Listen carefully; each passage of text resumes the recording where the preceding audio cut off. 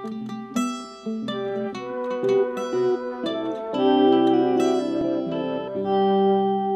you little piss baby. You think you're so fucking cool, huh? You think you're so fucking tough? I bet I could smoke you, I could roast you, and then you'd love it, and you text me I love you, and then I'd fucking ghost you. I just talked to a Gec and she said it's time to record the podcast. Yes, honey. Hello and welcome to the Minority Arts Appreciation Society podcast, where we bring a much needed minority perspective to 100 Gecs discussion. And today we're discussing 1,000 Gecs, all 1,000 Gecs, and the tree of clues. Yeah,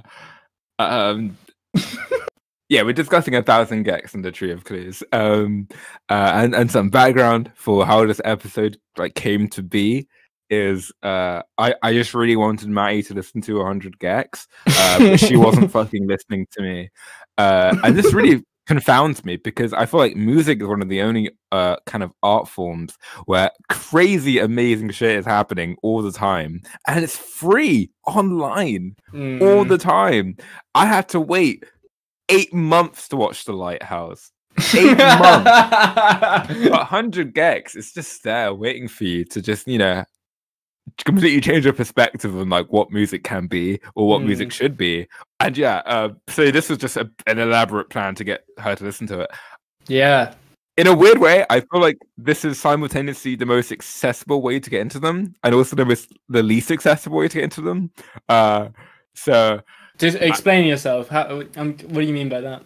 I feel like, for example, you have names that you recognize, like Charlie XCX, Injury Reserve, Fall Out Boy, which would kind of endear you towards it, and you kind of when you know who you're dealing with, you're kind of more prepared to listen to it. Yeah. But also, it's 50 minutes long. And with a bunch of remixes of songs that are already that you haven't heard. Yeah. And lots of the remixes approach, and this is a criticism for me, I just do the songs that make it louder. So I do think it's a weird introduction, but I'm really curious as to how you found it. Let's just jump right in. Before we start, I want to say welcome to the first episode of 2020 Boxes, the July edition. Premise of this show, and I would explain this once, so you better be fucking listening. The premise of this show is every month we'll review one new album that came out, and then at the end of the episode, we will have a section called A Few Boxes More, where we discuss, miscellaneous albums that we listen to, just or singles or EPs, just random stuff in the month that we listen to. And this will just be our way to document the months as they go by as we do the podcast, and I thought this was just a fun way to keep up with new music because there's so much stuff. There's just so much. If you're keeping on top of it, then there's actually just too much to talk about, unless it is literally your job. Yeah, I guess this is technically a job, so I gotta listen to these albums. I gotta give you guys content at home. You are the leader of the music discussions. I am the leader of the music discussions. So let's just kick it off. Maddie, what is your history with 100 Gecs? My history of the 100 Gecs is you and my girlfriend Scarlett, who's been on the podcast before, yelling at me to listen to them. I think I remember you about ages ago messaging me and being like, listen to this. I promise you, it is bad, but on the second listen, you will go, this is genius. And that was enter the gecko, Matty. Gecs. And that was, of course, referring to the original album, 1,000 Gecs. And I'm sad I didn't listen to it because it was such a. I really feel like it was a moment, especially now with the fact that they have 2 million listeners.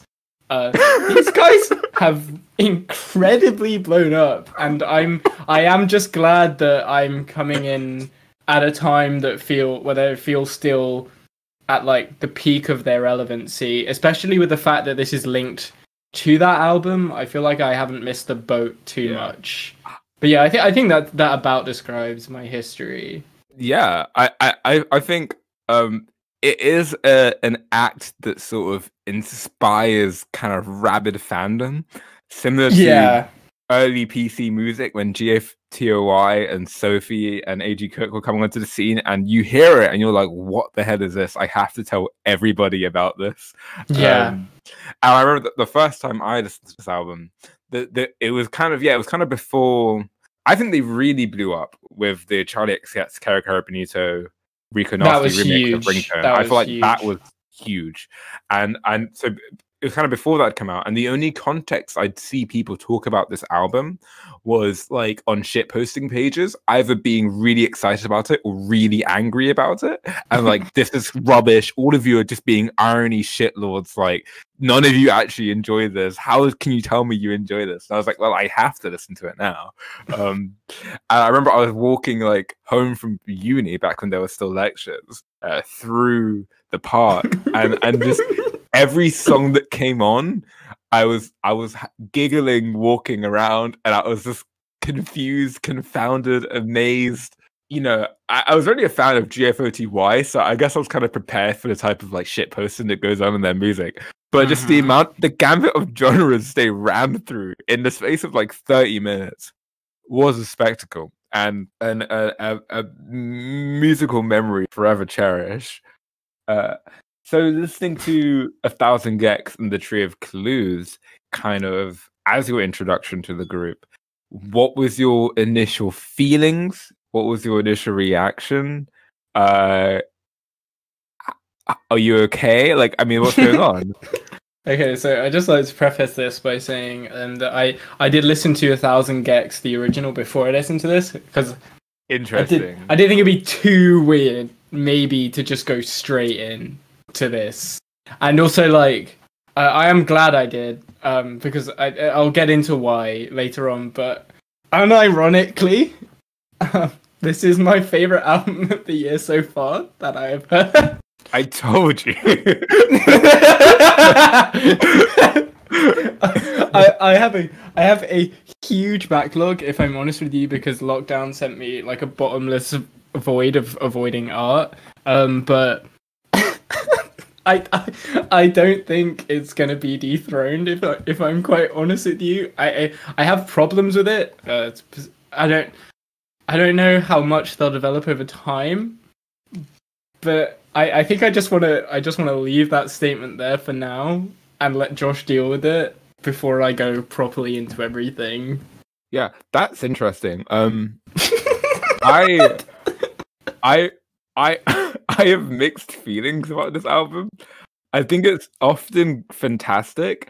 However, I think there's lots of fluff on the album. Not lots of fluff, but a little bit of fluff. Enough that annoys me a tad bit. And it's one of those things where I don't know how harshly I should criticize the album for this, because it is a remix album. And it's very rare to get a remix album where every track is good. Like, the last time I think that happened was the Run the Jewels 2 remix album. That was purely cat noises, in which every track was good. And the last time I remember a remix album getting this much coverage was like Gorillaz, you know. Oh yeah, the Demon Days, like B-sides and remixes, which is a fantastic project. So this is an astounding achievement that a remix album feels so distinct and full of personality as an album. Yeah, and I guess because it was the original 100 Gecs that kind of took my virginity. Coming into this, it was less of like a shell shock. So I was able to kind of take it in a bit more, I guess, critically. And yeah, my thing with this album is I think you can essentially split it up into two types of songs. There are your soft remixes and there are your hard remixes. So for me, the soft remixes are, you know, no added vocals, and generally the song structure stays intact. Some of these are excellent, but lots of them are a bit lackluster for me, where it felt like the original song is so good that they didn't really know what to do with it, so they just turn up the noise in it a bit. Sorry, my mum just came and like looked at me. Where the hard remixes on this album, which are amazing, are almost like entirely new songs where they've completely just used the original song as like a jumping point to do something incredible and new and fresh. So yeah, I guess I could have done away with some of the soft remixes, such as like 800 dB Cloud, for example, and the Rico Hava remix. Just it didn't do much for me. And I just feel like the original song was enough, and I'm good at that. Yeah. Same with the Get to You Danny Elhar remix. It's just okay, but not mind blowing. But that's fine, and I think this is heavily deserving of like album of the year from you. Like I think I 100% believe this deserves that. I get you, yeah. I did adore this album, and it is fantastic. Well, once the shock wears off, I do think there's maybe like 2 or 3 songs I would have taken out. But yeah, no, I'm really happy you got something out of this. I kind of mentioned before why I was glad I listened to the original before I listened to this one.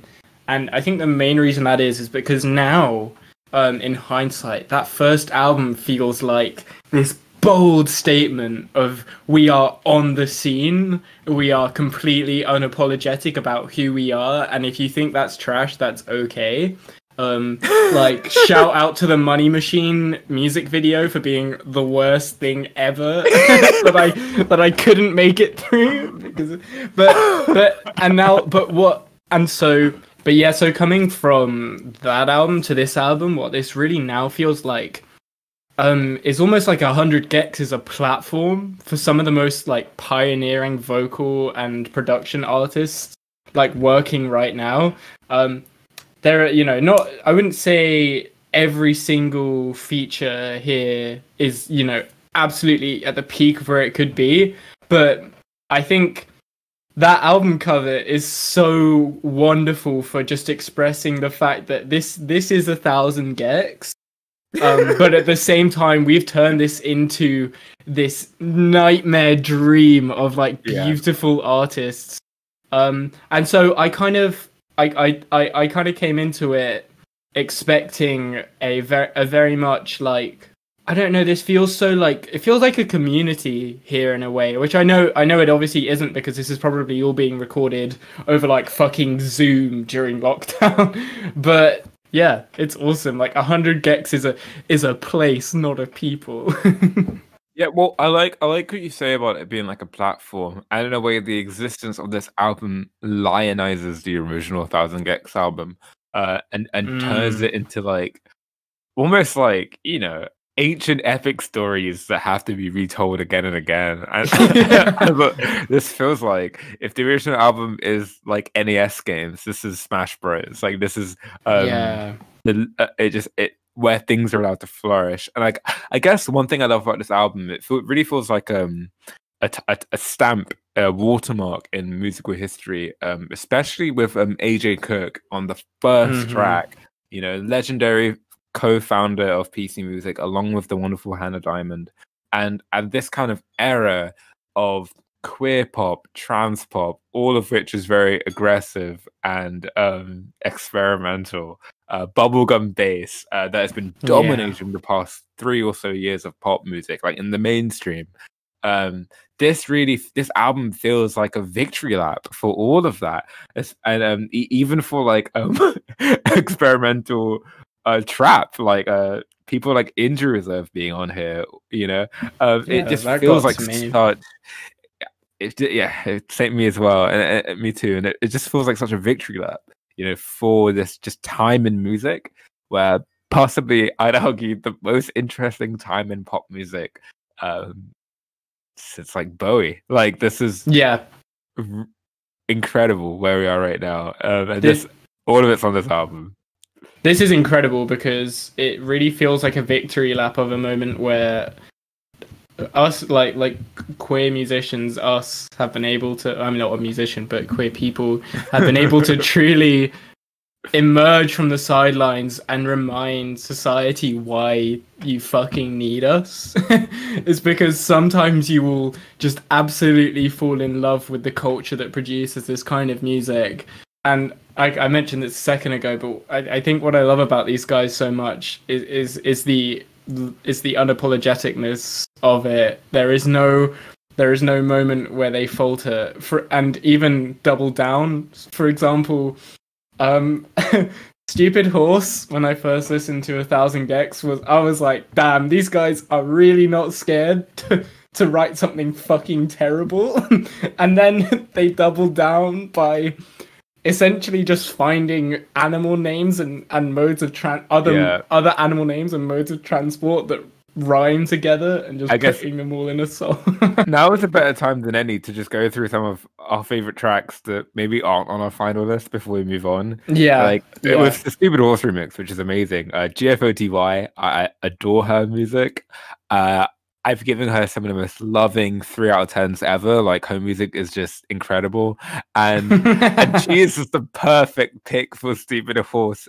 The comedically sex crazed and vapid and like aggressively girly, and like that very like I feel like what GFTOI does is very much that, like, she is to girls from London what like the Valley Girl stereotype is from something like Mean Girls. That's powerful. And she has so much fun with that kind of. Another track that I can't stop thinking about is Would Never Stop You. God, Hannah Diamond. I adore Hannah Diamond. That chorus are just gorgeous. Very Europop. Tommy Cash, holy shit, when he comes in with Worldwide International Killer, like that international joke will just that allusion to Pitbull will never ever stop being funny to me. And that song is genuinely epic. And awe inspiring. Tears to my eyes. He's I for a while I wasn't sure if I really dug his delivery or really didn't like it, which I feel like is really great for the 100 Gecs experience. But I think honestly, like I think throughout all the layers of irony here, there's actually like my favorite type of irony, which is a really kind of wholesome one that doesn't take things too seriously but has a fondness for the strange. And so kind of in that lens, I adore Tommy Cash on this song, if I'm honest. So a song I want to shout out that isn't one of my like top favorites is the Hand Crush by a Mallet remix with Fall Out Boy, Craig Owens and Nicole Dollanganger. I was absolutely terrified to see a Fall Out Boy feature on this album. Terrified.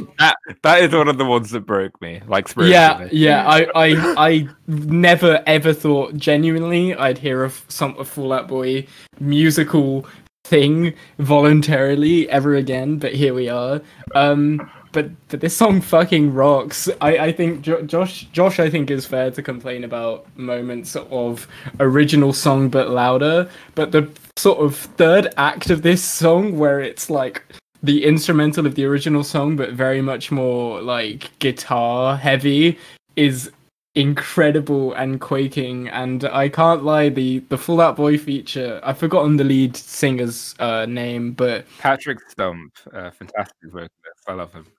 Yeah, his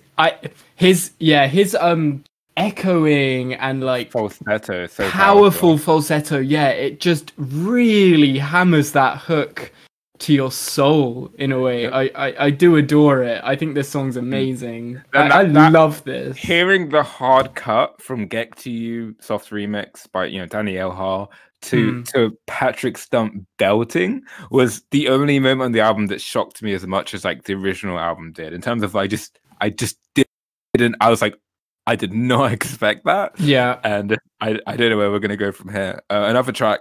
One other thing about this album is there's loads of weirdly somber appearances. I just want to shout them out before we done. Again, Injury Reserve, who will probably be disbanded very soon after the death of one of their key members, like them showing up on track 3. And this album came out a few months ago, a while ago, but this track, I mean, but yeah, that was just really heartbreaking to see them on here. Another one was Black Dressers, who are one of my favorite artists, and we are definitely going to do a Black Dressers episode soon. But they have recently broken up. because one of their songs was used in a TikTok video, and I can't remember if it was Devi or Rock, but they basically felt like that song was about like trauma and abuse, and watching it in like a TikTok video makes us feel like the world fundamentally either doesn't take us seriously or doesn't understand us, and this isn't worth it. Like to our art to be cheapened like this, and I don't know if they're gonna come back, but really heartbreaking. And their remix of 745 Sticky, with Devi just screaming and gasping in the background, is amazing, and just a reminder of just how much energy and life they brought. And again, this just feels like this feels like holy ground for the absolute fringes of noise pop and experimental pop and bubblegum bass. All of their music has gone from Spotify as well. That's so sad. That's a whole other discussion, the whole TikTok thing. But yeah, wow. Yeah. I really feel for them. I think if we're gonna move on to our recommendations in a minute, I'd be really remiss if I didn't say my favorite thing about 100 Gecs, and that is their absolute power in fluidly transitioning from complete memery and cockiness and braggadociousness to like heart-wrenching sentimentality, like that is genuinely effective and almost makes you forget what you were listening to 30 seconds ago. So like, for example, in the Gec remix with Lil West and Tony Velour, like it starts off with Lil West's feature, which is very sort of, again, cocky, with lines like "you rap but nobody heard of you" and things like that. Then it like completely transitions into this soulful acoustic guitar mixed with sort of swirling instrumental, with Laura crooning over like "you can call on me anytime and I'm running home to you." And it's just, I said it just a second ago, but yeah, it makes you forget what you were listening to 30 seconds ago. And I think that's what's so impressive about these people, and everyone here, is they all fit together so well, just as the songs do. And I think that's what's so great about this is I think you have a lot of different people doing different things, but it all feels like they're coming at it from the same angle and with the same like positivity and energy.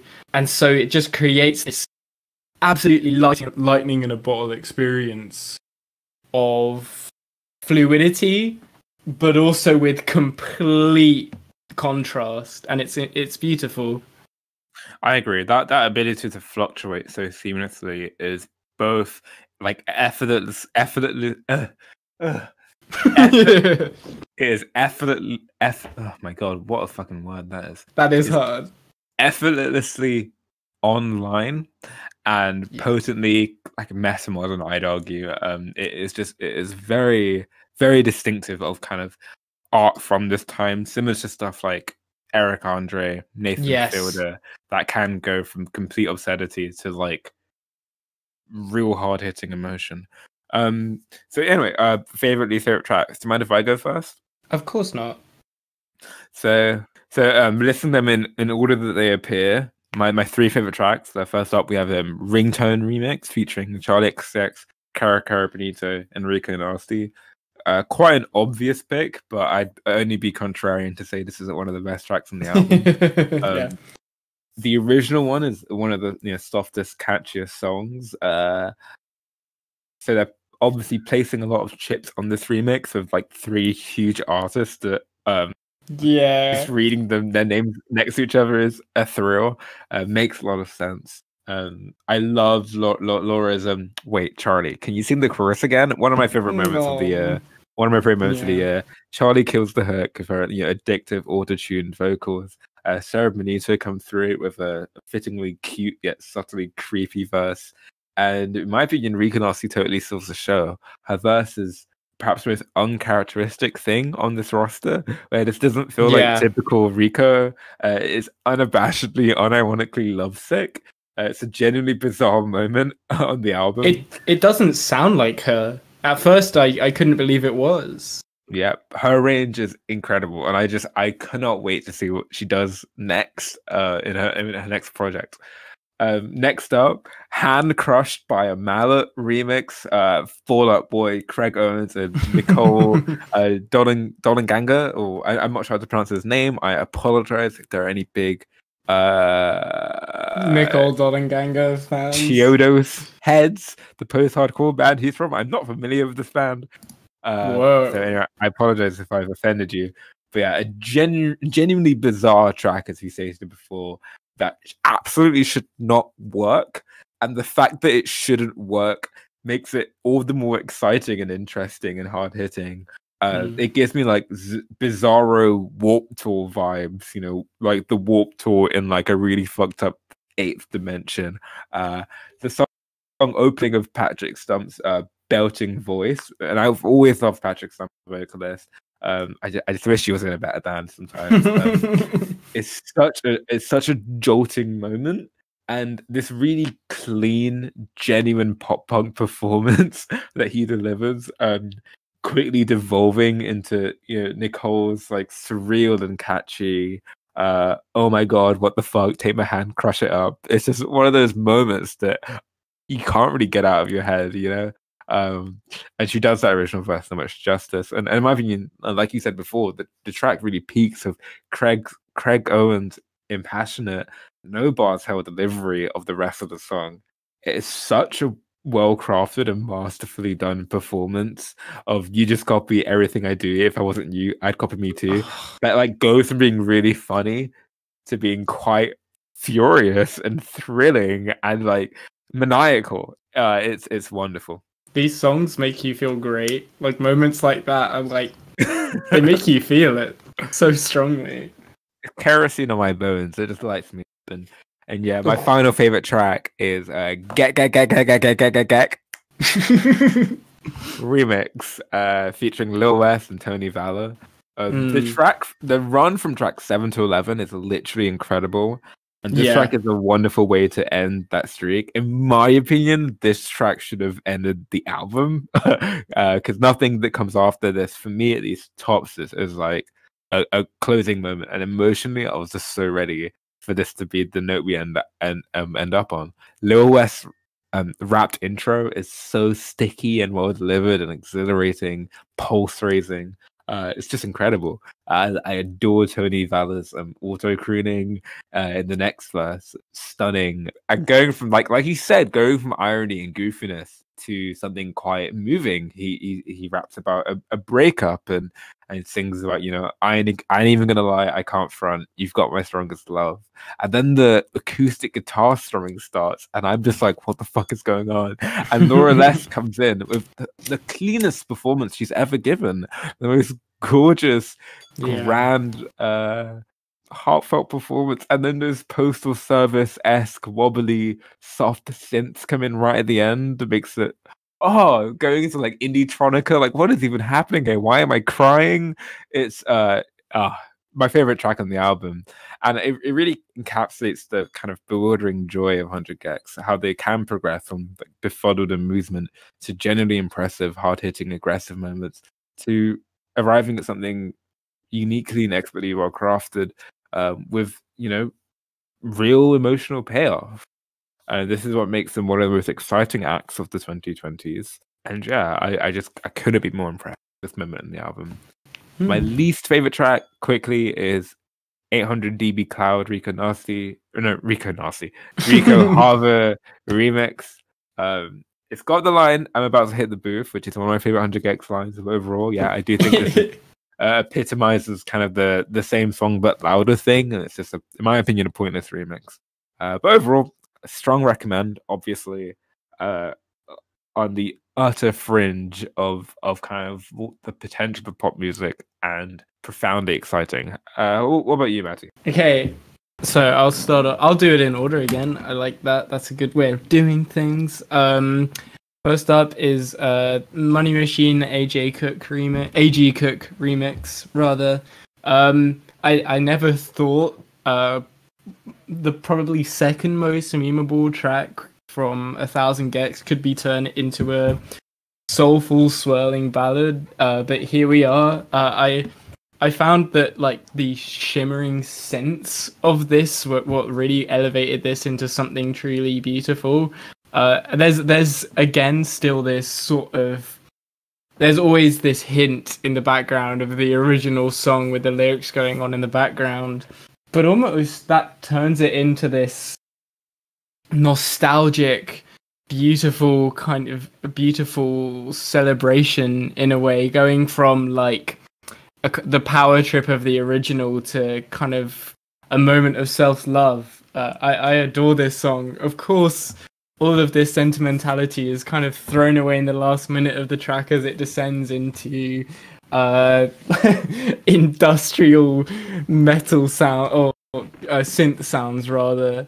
But we'll ignore that one.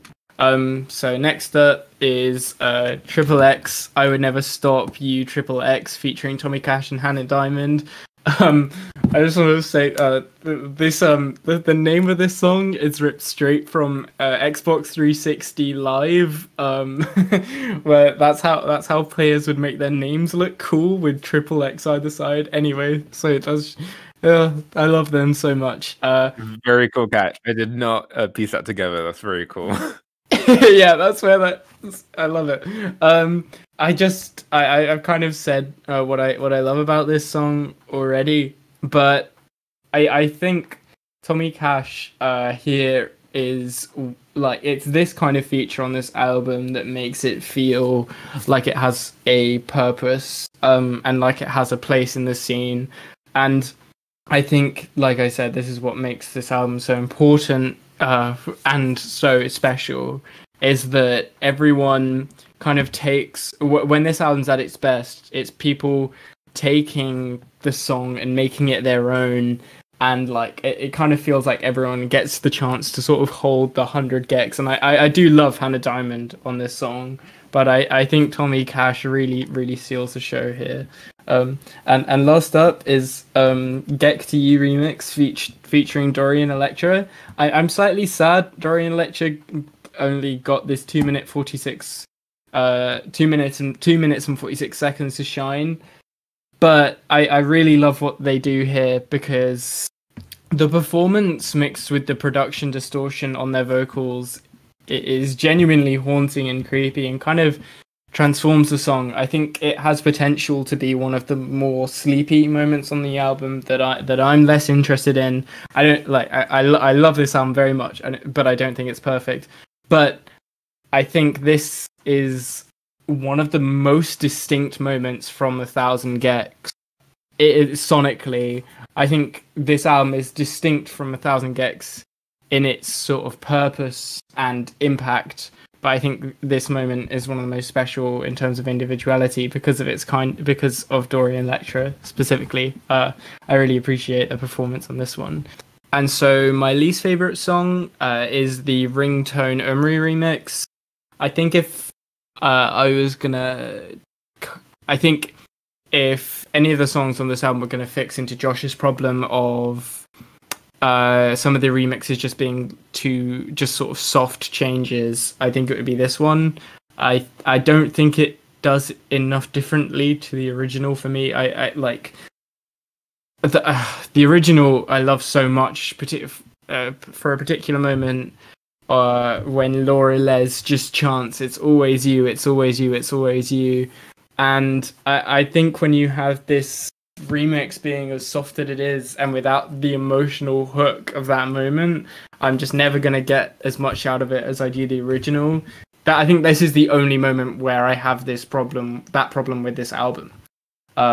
So yeah, and well, before you announce or recommend, in defense of the Umru remix, I really like the slow, fuzzy, like shoegazy outro that takes the track out, and I really love I like the song a lot, and I really love the obnoxious vibrating phone throughout the track. It's so anxiety inducing, because you feel like my phone's ringing. Oh, song. I find it so obnoxious and endearing. But yeah, fair enough. No, it is a super cute song, and to be I wouldn't skip it or anything. you know, I love this album. I like pretty much every song on it. And yeah, so as for whether I would recommend it, I absolutely would. I'd recommend it above any album I've heard this year so far. I do have a lot of catching up to do, but I think this is really important and special.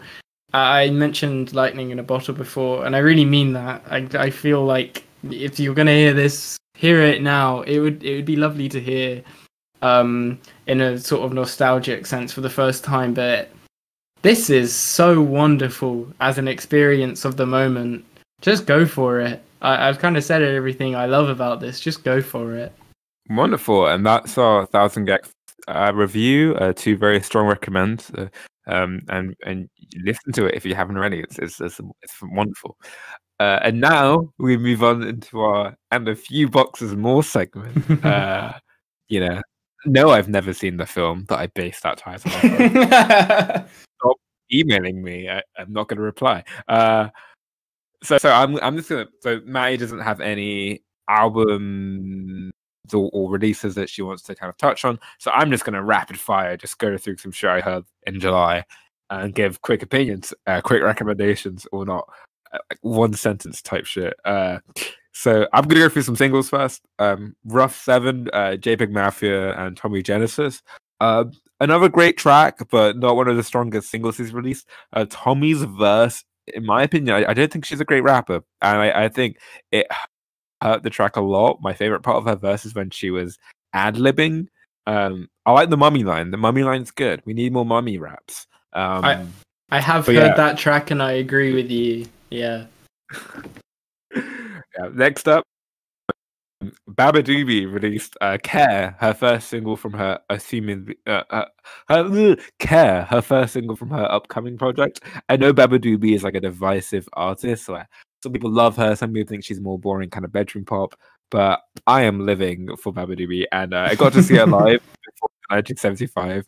It was very strange because the girls next to me obviously just came for the 1975. So I was standing up singing all the words, and they were just sat there bored out of their minds. And it was one of the weirdest experiences I've ever had. Great single. I'll move on to, and I've only heard it once, so I haven't got a definitive opinion yet. But I listened to Dos Siki by Dos Monos. This is a Japanese experimental hip hop group. Amazingly, Injury Reserve showed up on this EP. No.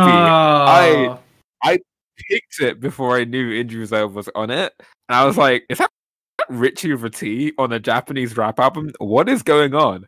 So, I mean, if you want to hear what Richie's doing on the side, he must have recorded this a while ago, I'm sure. Go check that out. It was a pretty decent album. Now on to the full albums I heard. So first up, I've got Oliver Tree's debut full-length album, "Ugly is Beautiful." Pretty disappointed by this. I was a really big fan of the EPs he was dropping before this album, and to my disappointment, this album reuses a lot of the songs from the EPs. So the best moments are stuff I'd heard already and already like have an affinity with, and then lots of the new tracks were quite a letdown. I'm really worried about, I guess, the future of Oliver Tree's career. I will, however, say that I love the song "Bury Me Alive." It's this weird, like, reggaeton banger track. It's so bizarre. And the final track, "I'm Gone," is a wonderful kind of melodramatic closer. But overall, disappointing album. Oh. Next up, the new Lianne La Havas album. I fucking adored this album. It was really cute. I loved her first album, so it was just great to see her come back with more music, even though it's been like maybe 4 years. Just some really fun, relaxing, neo soul, guitar-y music, you know. Highlight was she covered "Weird Fishes" by Radiohead, which I was not expecting. Yep, and that was very exciting for me. So yeah, recommend the album. Thought it was really nice. And finally, my favorite album that I heard this month, Katie Day with Mydata.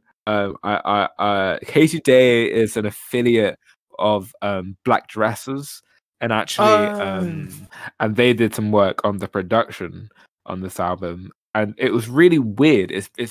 Her vocals are very similar to the Black Dresser style of singing, but like the opposite end of the spectrum. So instead of aggressive industrial noise pop, Katie Day is like airy, dreamy, kind of cloudy pop, and it's very like melancholic and wistful, and I really loved it. It was really good. So I recommend Mydata. Not many people have been listening to it, and it needs more attention. So yeah, that is a few boxes more. That ends that. So Maddie, what are we doing next week? Okay, so I feel like I've been on a little bit of a run of picking quite, maybe not serious, but at least very like artistically respected films, or ones that have the potential to be, films like Dogs Don't Wear Pants. That like films like that have all been really well received by like filmy people. So I'm gonna treat myself because I don't think I've done that for a while, and I'm gonna pick Underwater, which is a sort of disaster like suspense thriller set below the sea, starring Kristen Stewart. I just want to see if it's complete trash or ticks the boxes that I'm looking for of scary monster. I gotta say, I'm not that into big scary monster films. However, I adore Kristen Stewart, so I'm very excited for this. Yeah, no, that was, I'm not joking, kind of one of the deciding factors. I was like, am I gonna do this to Josh? And I was like, he likes Kristen Stewart, so he'll survive. So yeah, that's what we're doing next time. And if you think when normies, fuck you. I like this stuff. I don't think you have to worry about that. I don't think you have to worry about that. Thank you. Yeah. So yeah. Tune in for that. I think it will be really fun. I think it will be really fun either way. You can never go wrong with these films. I could talk about these honestly. I could do a podcast on these, and I'd be fine. Well, we have smoked the big weed, and we thank you for coming to our show. And yeah, we'll catch you next time with a Kristen Stewart monster movie. See ya. Thanks. Bye.